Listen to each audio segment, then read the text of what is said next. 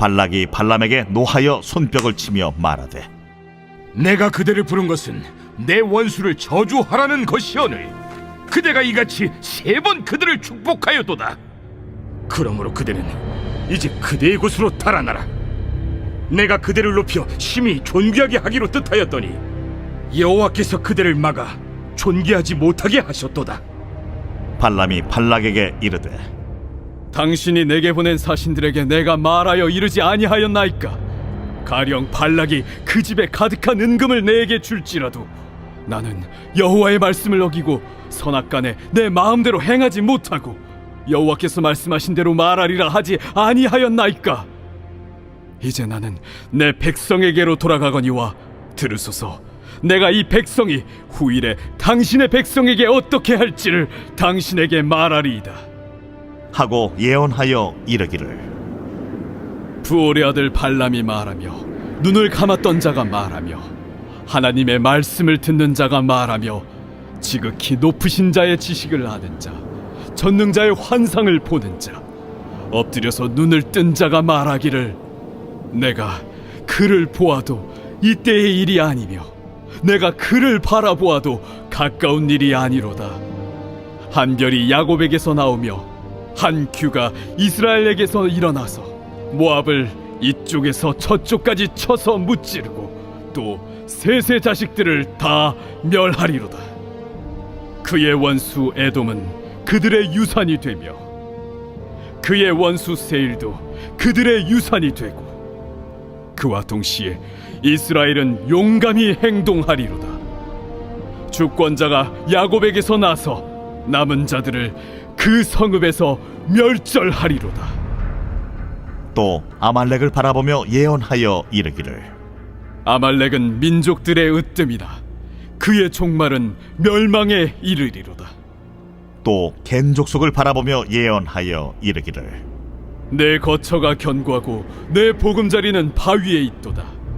그러나 가인이 쇠약하리니 나중에는 아수르의 포로가 되리로다.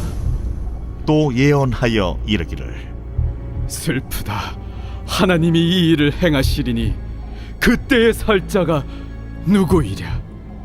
기띔 해변에서 배들이 와서 아수르를 학대하며 에벨을 괴롭힐 것이나 그도 멸망하리로다. 하고 발람이 일어나 자기 곳으로 돌아가고 발락도 자기 길로 갔더라.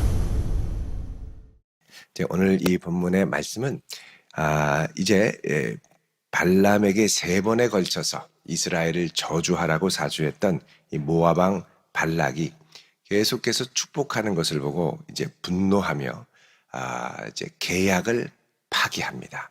와서 저주만 해주면 백지수표를 주고 내가 원하는 건 뭐든지 해주고 너를 높여서 존귀하게 하겠다라고 했던 이 모든 계약을 이제 파기하는 것이죠. 사실 이 계약의 핵심은 뭐냐? 어떻게든 이스라엘을 저주하라 하는 것이었고 이 발람이 했던 모든 행동이 나타내는 건 뭐냐?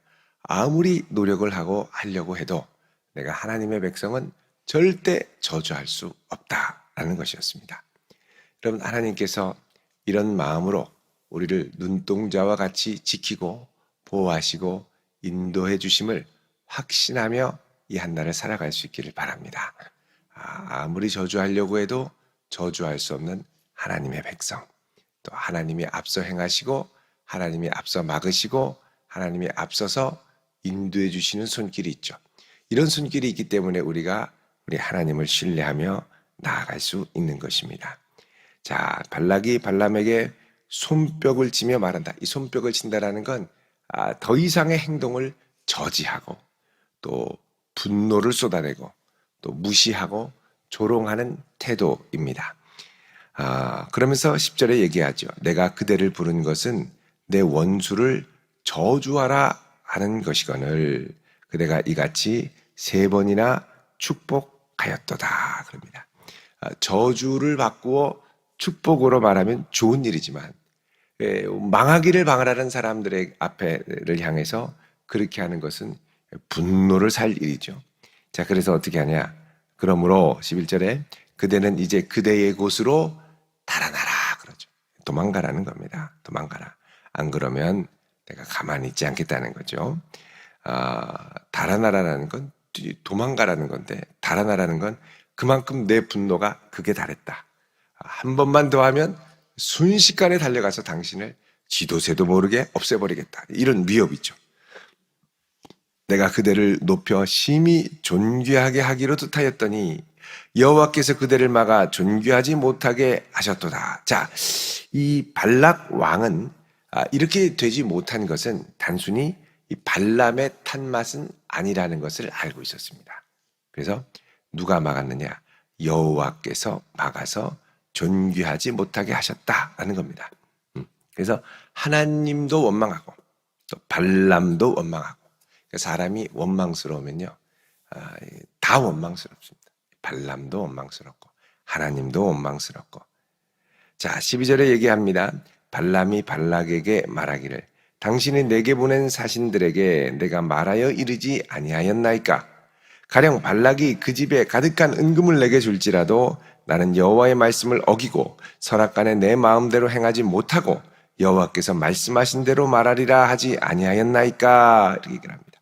자, 화를 내는 발락 왕에게 발람이 얘기를 합니다.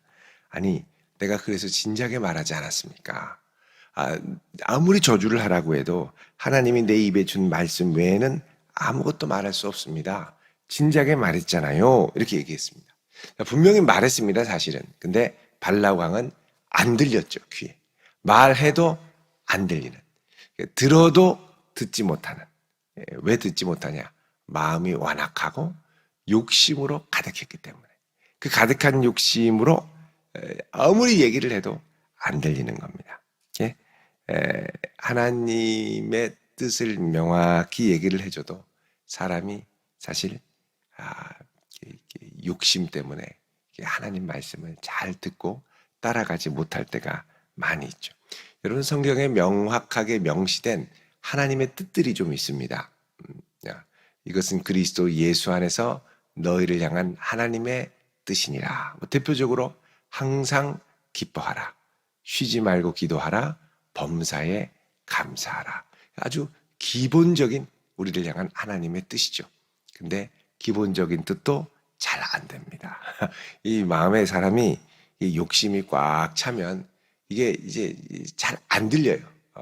그래서 기본적으로 하나님의 뜻을 말했음에도 불구하고 듣지 않았고, 그리고 그래서 어떻게 되느냐? 화를 내고 하나님을 원망하고 발람을 원망하게 되죠. 자, 그러자 얘기합니다. 14절에 이제 나는 내 백성에게로 돌아가거니와 들으소서. 이제 내가 이 백성이 후일에 당신의 백성에게 어떻게 될지 말하겠습니다. 얘기를 하죠. 자, 이제 이 백성은 이스라엘 백성들이죠.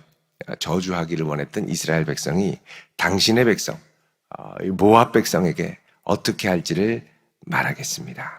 자, 여러분, 보통 지금까지는 영감을 받기 위해서 제단을 쌓았습니다. 이 제단을 쌓은 건 물론 하나님의 마음을 사기 위한 것도 있지만 이게 사실 이방 풍습을 좀 고수하는 면도 있거든요. 근데 하나님께 집중했던 발람에게 이제 하나님이 영으로, 성령으로 충만케 하셔서 다른 여호와의 선지자와 같이 이제 예언을 직접적으로 하기 시작하는 겁니다. 그만큼 하나님께 집중해서 하나님이 그를 사용하시는 것이죠. 15절에 예언하면서 말합니다. 보울의 아들 발람이 말하며 눈을 감았던 자가 말하며 하나님의 말씀을 듣는 자가 말하며 지극히 높으신 자의 지식을 아는 자, 전능자의 환상을 보는 자, 엎드려 눈을 뜬 자가 말하기를. 쉽게 말하면 하나님의 영으로 충만한 자가 말하기를, 이런 말입니다. 자, 17절에 내가 그를 보아도 이때의 일이 아니며 내가 그를 바라보아도 가까운 일이 아니로다. 자, 지금 당장 일어날 일은 아니라는 겁니다. 근데 언제 일어나느냐? 장차 언젠가 반드시 일어날 텐데, 그거는 뭐냐? 한 별이 야곱에게서 나오며, 자, 한 별은 통치자를 상징하죠. 한 통치자가 야곱에게서 나온다는 건 야곱의 자손에게서 나오며, 야곱의 자손은 야곱이 12 아들을 이제 낳았죠. 이스라엘 12아들. 한 별이 야곱에게서 나오고, 그 다음에 한 규가, 이 규라는 건 통치자의 이 통치 지팡이, 이제 그 홀이라고도 하고, 예, 통치 지팡이가 이스라엘에게서 일어나서 모압을 이쪽에서 저쪽까지 쳐서 무찌른다.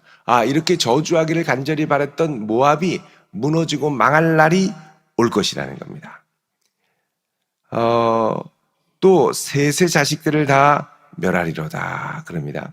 예, 이 셋은 모압 주변의 유목민들의 이름이죠. 예. 자, 그리고 그의 원수 에돔은 왜 또 원수가 되었느냐? 이스라엘이 이 에돔 땅을 지나가려고 그러는데 못 간다 그래서 삥 둘러가게 했었죠. 그래서 그의 원수 에돔은 그들의 유산이 되고 그의 원수 세일도 그들의 유산이 되고 다 이스라엘이 차지하게 될 거라는 겁니다. 그와 동시에 이스라엘은 용감히 행동하리로다 그럽니다. 그러면서 19절에 주권자가 야곱에게서 나서, 한 통치자가 야곱의 자손에게서 나서 그 남은 자들을 성읍에서 멸절하리로다 그러죠. 그러니까 이스라엘 백성 중에 한 통치자가 나와서 모압과 에돔을 완전히 평정하여 정복할 날이 올 것이다 라는 겁니다. 당장은 아니고 장차. 여기서 가장 가까운 인물에 해당하는 것은 다윗입니다. 다윗이 이스라엘의 별로서 에돔, 모압 쪽을 완전히 다 정복하고 영토를 크게 확장을 하죠. 근데 더 나아가서는 예수 그리스도를 통하여 복음이 나중에 이 지역까지 충만하게, 편만하게 전해지는 것까지를 포함을 합니다. 자, 그래서 이 주권자가 나와서 멸망시킨다는 겁니다. 20절에 또 아말렉을 바라보며 예언하여 이르기를 아말렉은 민족들의 으뜸이나 그의 종말은 멸망에 이르리로다. 여러분 그 아말렉은요 출애굽기 17장에 보면 이스라엘을 중간에 광야에서 대적하는 자로 등장을 하죠. 계속해서 이스라엘을 괴롭혔는데 이들도 결국 멸망할 것이다. 또 겐 족속을 바라보며 예언합니다. 내 거처가 견고하고 내 보금자리는 바위에 있도다. 자, 여기 겐 족속은 이 예언이 아주 긍정적이고 좋지요. 이 겐 족속은요 모세의 장인 이드로의 족속을 겐 족속이라고 그럽니다. 그래서 이스라엘에게 큰 도움이 되었던 이 장인 이드로였는데 그의 족속은 아주 튼튼하게 설 것이다 얘기를 하죠. 22절에 그러나 가인이 쇠약하리니 나중에 아수르의 포로가 되리로다. 자, 가인은 이제 그 가인의 후손들 그리고 이제 이 겐 족속에 사는 가인의 후손들 나중에는 아수르의 포로가 될 것이다. 그래서 북이스라엘을 이제 아수르가 와서 멸망시키는데 그때 함께 사로잡혀 간다는 것이죠. 23절에 또 예언하며 말하기를 슬프다. 하나님이 이 일을 행하시리니 그때의 살자가 누구겠느냐? 아무도 살 수 없다. 하나님이 행하실 때는 다 멸망의 심판이 앞에 올 수밖에 없다는 겁니다. 24절에 기띔 해변에서 배들이 와서 악수르를 학대하며 에벨을 괴롭힐 것이다. 여러분 여기 이 기띔 쪽은 바벨론 쪽입니다. 그쪽에서 또 배들이 와서 아수르를 학대한다. 그러니까 여러분 이게 단순히 아수르 포로로 끝나는 게 아니라 더 나아가서 바벨론의 포로까지 결국 이 민족이 나중에 어디까지 계속되는가를 하나님이 말씀하시는 거죠.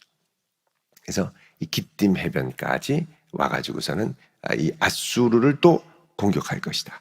그러니까 이 아수르도 결국은 이제 그 강대국이었는데 견고하지 못하고 망하게 됐죠. 자, 그래서 기띔 해변에서 배들이 와서 아수르를 학대하고 에벨을 괴롭힐 것이나 그들도 망하리로다. 나중에 이 기띔은 로마가 이제 장악을 하게 됩니다. 자, 25절에 발람이 일어나 자기 곳으로 돌아가고 발락도 자기 길로 갔더라. 결국 발람은 아무 보수나 뭐 이 보상을 받지 않고 정말 하나님이 말씀하시는 대로 축복만 잔뜩 선언하고 돌아가게 됩니다.